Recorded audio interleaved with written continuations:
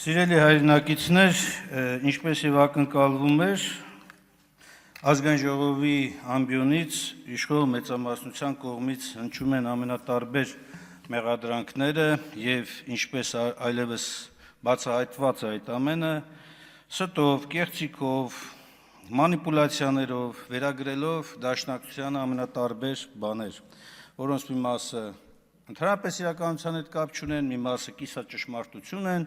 մի մասն էլ պարզապես վերագրվում է, որովհետև հավանաբար մեծամասնությունը գիտակցում է, թե ինչ արավիրք է բերել հայ ժողովրդի գլխին։ Ես փորձեմ մի քանիսին անդրադառնամ, իհարկե ժամանակը կարճ է բոլորին անդրադառնալու, բայց խմբավորելով, ինչ մեղադրանք է հնչեցվում, ասում է դաշնակցությունը պայքարում է Հայաստանի անկախության դեմ, իբր մեր համար հողերն ավելի կարևոր են, քան պետականությունը, եւ մեկ էլ sense բան է դրվում, դուք չեք փոխվել։ Իրականում այս բոլոր գնահատումներում կամ ներկայացումները իրար հակասում են, որովհետև պետականությունը կերտվում է հողի վրա։ Եվ եթե հող չունես, պետականություն չես կարող կերտել։ Եվ եթե դաշնակցությունը պայքարում է հողի համար, դուք դրա համար պետք է միայն ուրախ լինեք։ Դուք միայն դրա համար պետք է ավելի համախմբված լինեք հենց դաշնակցության գաղափարների շուրջ, այլ ոչ թե հակադրեք այդ գաղափարները ազգային նպատակների հետ։ Իրականում դաշնակցությունը իր ողջ պատմությամբ, նահատակներով պայքարել է հայոց պետականության համար եւ այսօր էլ է այդ պայքարը շարունակվում։ Դուք արհեստականորեն փորձում եք հակադրել այս պայքարը կեղծ խաղաղասիրության թեզերի հետ։ Ամենամեծ խաղաղություն ուզող ուժը դաշնակցությունն է։ Ամենամեծ խաղաղություն ուզողը հայ ժողովուրդը, հայ ժողովրդի այն հատվածն է,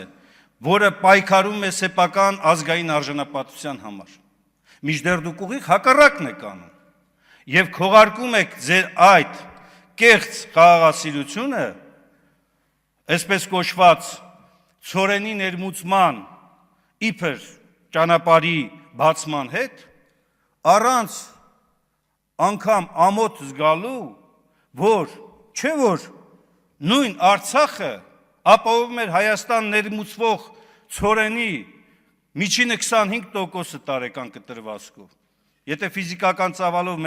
վերացենք, դա 50-ից 80 հազար տոննա էր տարեկան կազմում։ Հիմա մի քանի ֆուռ ցորենի համար բերել եք խաղաղություն եք ծախում մեր ժողովրդի վրա։ Էն էլ ոչ թե այսպես ամբողջ ճանապարհի երկայնքով շրջափակումը վերացրած,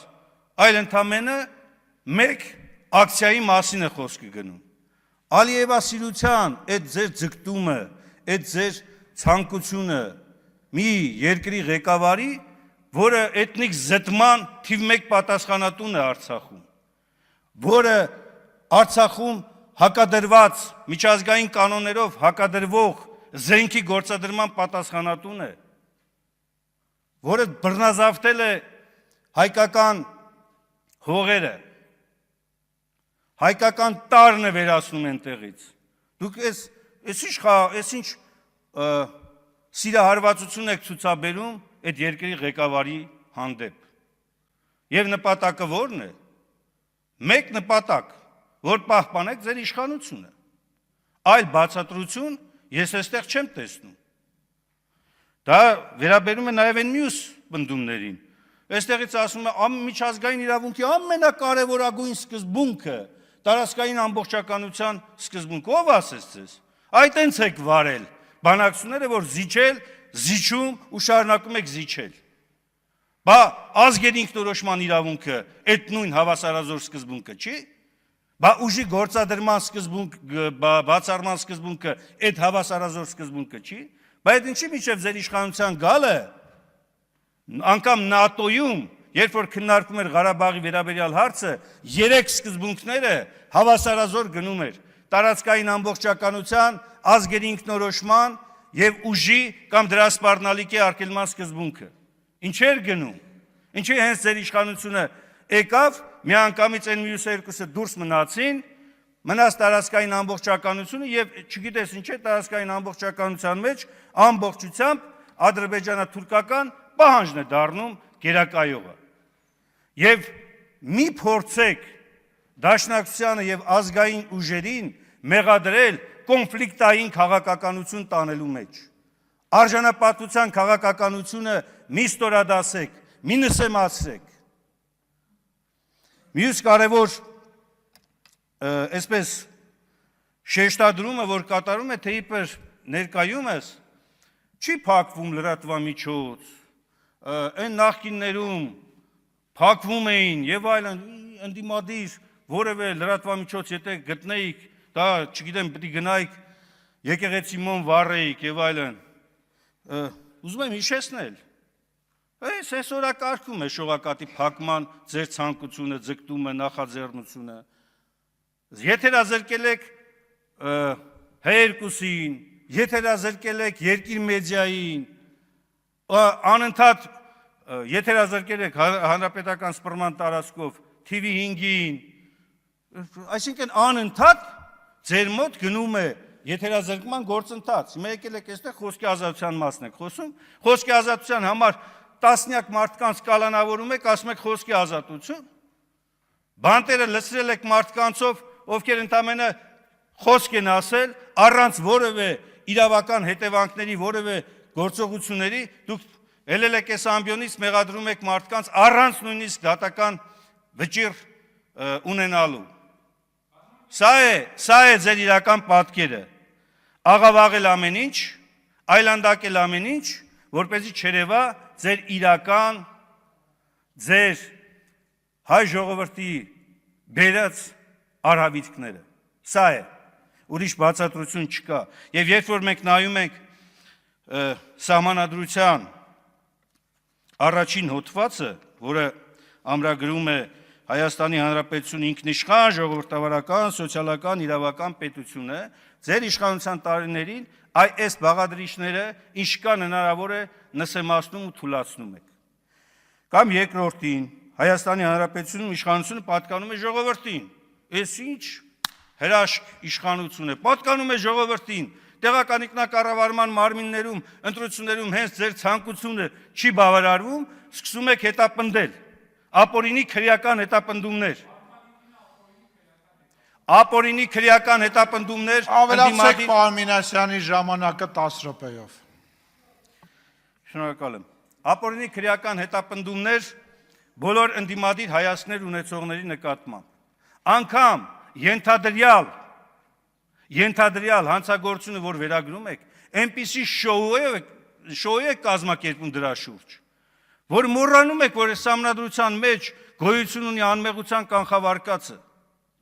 Մոռանում եք։ Հենց հարցը վերաբերում է եւ այս ամբիոնից, երբ որ ասում եք, մեր իշխանության ժամանակ կալանավորվել են նաեւ մարդիկ, տարբեր բարձրաշան պաշտոնատար անձինք եւ այլն, հարց է առաջանում։ Բան չէ, շոուները չեք կազմակերպում։ Եթե դա դրանով է պայմանավորված, որ պիտի դուք սենց հետևողականորեն պայքարեք, ինչի՞ շոուները չեք կազմակերպում։ Իշխանության ներկայացուցիչներին, երբ որ մեղադրում եք կաշառակերության մեջ, ինչի՞ մի օր չփռեցիք ասֆալտին։ Չմտաք, չվերցրեցիք ամեն ինչ։ Ինչ եք անում, հանգիստ պարկում են իրանք։ Հանգիստ են ասֆալտին պարկում, հետաքրքիր մոտեցում է։ Բայց նախապես ասեք, որ կարող աստեղ էլ հանգիստ պարկել։ Բայց ոչ թե շոուն բեմադրեք, կազմակերպեք, հետո եկեք այս ամբիոնից մի հատ էլ մեղադրական վերդիկտը կայացեք ու ասեք, դե գնացեք նստեք։ Ինչ էր ասում պարոն Ռուբինյանը, փտել բերտերում, տո եսի ինչ հնարավոր անմարտկային բաներ կար, վերագրվում էր մարդկանց, որոնց հանցագործությունները ենթադրյալ դեռևս պետք է ապացուցվեն։ Լավ, են վարորդներն ինչ են արել։ Են հավաքարաններն ինչ են արել։ Այդ մարդիկ ինչ են արել։ Բռնե տարել եք, լսել եք բերտերը։ 19 մարդու նկատմամբ Գյումրիում մենակ քրեական հետապնդման գործողություններ է գնում։ Կամ երրորդ մյուս հոդվածը, մարդը նրա արժանապատվությունը, հիմնական իրավունքները եւ ազատությունները հոդվածն է։ Հայաստանի Հանրապետությունում մարդը բարձրագույն արժեք է։ Մարդու եւ քաղաքացու հիմնական իրավունքների եւ ազատությունների հարգումն ու պաշտպանությունը հանրային իշխանության պարտականություններն են։ Ձեր պարտականություններն են։ Կատարում եք այդ պարտականությունները։ Առհատ է կատարում եք։ Ամեն օր ընդդիմադիր հայացքներ ունեցող կամ դեմ խոսացող մարդկանց արժանապատվությունը տվել եք գետնով մեկ։ Ավելին, դուք արդեն ազգային արժանապատվությունն եք տվել գետնով մեկ։ Էլ ուր մնաց սահմանադրության այս նորմը։ Կամ իշխանությունների բաժանման եւ հավասարակշռման սկզբունք։ Իսկապես այս նորմը պահում եք դուք։ Քաղաքական մեծամասնությունը պարլամենտում առաջնորդվում է կառավարության ղեկավարի ցուցումներով։ Բարձրագույն դատական խորհրդի նախագահը, որ պետք է երաշխավորի դատավորների անկախությունը, ազատվում է աշխատանքից մեկ SMS-ով։ Կամ իրավապահ մարմինների բարձրագույն, այսպես, պատասխանատու օղակը, գլխավոր դատախազությունը։ Գլխավոր դատախազության գործողությունները մի հատ անկախ փորձեք նայել։ Եղել է մի դրվագ, երբ որ նույն հավասար պայմաններում ընդդիմադիր հայացքներ ունեցող կամ իշխանության հայացքները չկիսող եւ իշխանության հայացքները կիսող նույն արարքի համար նույն վերաբերմունք կլինի։ Ոչ։ Չեք, եկեք այստեղից այս ամբիոնից ասեք դա։ Եվ նույն մեթոդներով, նույն ձևերով չի եղել, որովհետև չկա իշխանությունների բաժանման տարանջատման սկզբունք։ Կամ սահմանադրական նորմը կրոնի անջատումը պետությունից, աշխարհիկ պետությունից։ Ամեն ասու առավոտ դուք այստեղից հերն անիծում եք այդ ամենի։ Սահմանադրության հերն անիծում եք։ Հայ առաքելական Սուրբ եկեղեցուն դարձրել եք թիրախ եւ քողարկելու համար, թե իբր դուք հակաեկեղեցական չեք, փորձում եք անձնավորված հարվածներ հասցնել։ Ոչ ավել, ոչ պակաս, հիմա էլ հակաօրինական մի հատ գործընթաց։ Եկեղեցու վանքը, որ եկեղեցապատկան է, վերցնել եւ տալ անձի, մասնավոր անձի, արդյունքում կամ հետևանքով ձեր համար եկեղեցին եւ նրա վանքերը սովորական կրպակներ են, որ կարելի է վերցնել, շնորհել մեկին։ Այդպես եք դուք կոռուպցիայի դեմ պայքարում, իհարկե։ Եվ այս ամենը, որ դուք ոտնահարում եք, քրեական օրենսգիրքում ունի կոնկրետ անվանում, սահմանադրական կարգի տապալում 420 հոդված։ Սահմանադրական կարգը տապալելը, այսինքն սահմանադրության առաջին, երկրորդ, երրորդ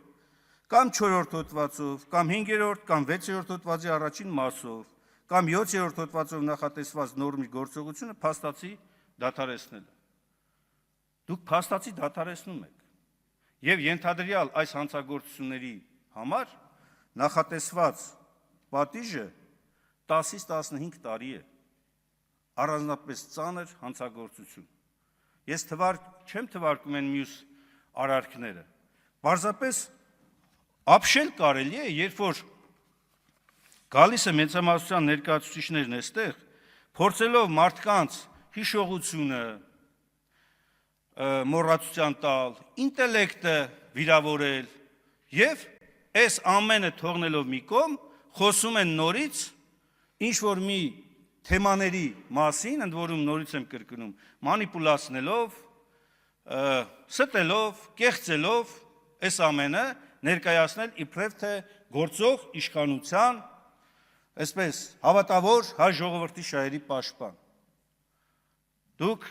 ինչպես կասեր պարոն Ռուբինյանը, իդեպ, անդրադառնալով տարբեր տարիների դրոշակի եւ մեր